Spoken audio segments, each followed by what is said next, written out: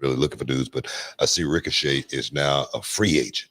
He's now no longer a part of the WWE machine. What do you think about that? You mean not surprised, obviously, because we saw that angle that they shot with him and Braun. There was rumors that he was getting written off. He was saying that his contract was probably up in July. It is the 1st of July when we're taping this, so I'm not shocked by it at all. And to me, Ricochet, although I say I'm not shocked, I am surprised just in the sense of in the last couple of months, it felt like Ricochet was more relevant on television than he had been in quite some time. And he was getting significant time, and he's the inaugural speed champion, and they're trying to do stuff with him. But he wasn't obviously creatively satisfied or monetarily satisfied, one of the two, and thought that he's going to seek greener pastures. And I mean, to me, it's AEW or bust for him. I think that that's a place that makes not only the most sense for him stylistically, but also the most sense for him money wise.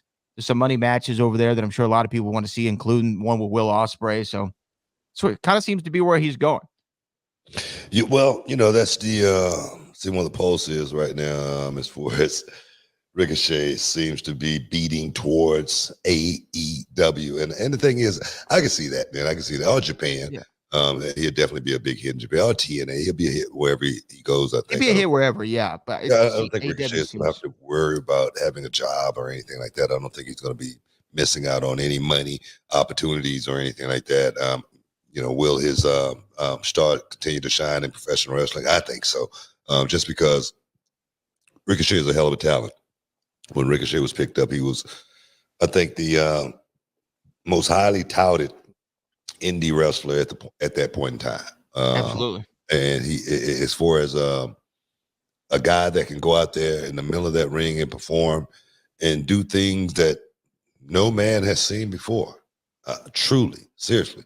When I first saw Ricochet do something that was, I think, one of the most amazing things I'd ever seen, where he was challenging somebody to do a over the top rope move, dive over the top rope.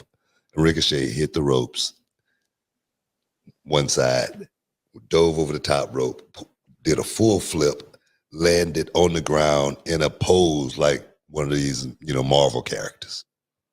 And I was like, you got to be kidding me. Because he did it perfectly. I mean, he stopped, but just like a Marvel character. I was like, man, this dude is unbelievable. His in-ring prowess, I really don't think we got a chance to really see it in WWE. Well, I mean, we saw what he could do. I mean, we saw what he could do, but we didn't see like those matches that he pulled off on those indie circuits. You know what I mean? In those certain matches with certain guys where we're just all out, you know what I mean? Speed extraordinaire, but add about 15 or 20 more minutes on to it, maybe 20 more kickouts. You know what I mean? But no, this dude, when he was in Lucha Underground, wearing the mask, I was always high on Ricochet. I was always high on this dude just because his in-ring performances, I don't think you could say enough about. He is truly that good, so I don't think Ricochet is going to have to worry about finding a job anywhere. No, he's not going to worry. He's not going to hurt for work. And going to your point, I just think Ricochet stylistically might not have been a match up for the WWE. I think so. I think you might be right. I mean, I look at a guy like Finn Balor. Finn Balor adjusted a little bit better. Mm-hmm. He did. I think being a part of that Judgment Day helped Finn Balor as well. Finally find himself, finally realize, man, I need to slow down and try to find more character more than anything, because, we think about, Finn Balor and that demon character. We thought that demon character was going to be something that could have just carried him through the rest of his career. He didn't have to do anything, but just put the paint on, you know what I mean? But he realized, I think, it's going to take more than just the paint to get over in WWE. Well, to transition to Finn Balor for a second, I do agree with that. And he's been doing the best character work as a part of the Judgment Day, I think, in his entire WWE run, especially as a heel, too. What do you think of him and JD McDonough, that number one stunner? They are the new world tag team champions over there on Raw. They won the titles this past Monday. This is JD McDonough's first main roster championship in the WWE. I know you're a big fan of his. Do you like with the belts? Nah, man, that's a good look.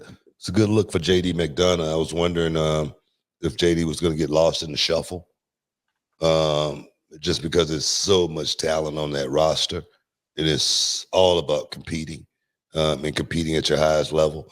I really, I'm glad for JD because in NXT, second to none, man. This dude could go out and perform with the best. His performances always made me feel something. They moved me, and I go, man, this dude, man, he's got everything. I couldn't wait for JD McDonough to get to the main roster, but I did not want him to leave NXT just because he was one of my guys, man. He was one of my guys that like I said, I had high praise for and still do. And I'm just glad to see him get some shine on the main roster. Tag team champions, baby. JD McDonough, that #1 stunner, man. See, that's the only thing he's missing. That's the only thing he's missing is a hype man like myself. That's it. So now you're throwing your name in the hat.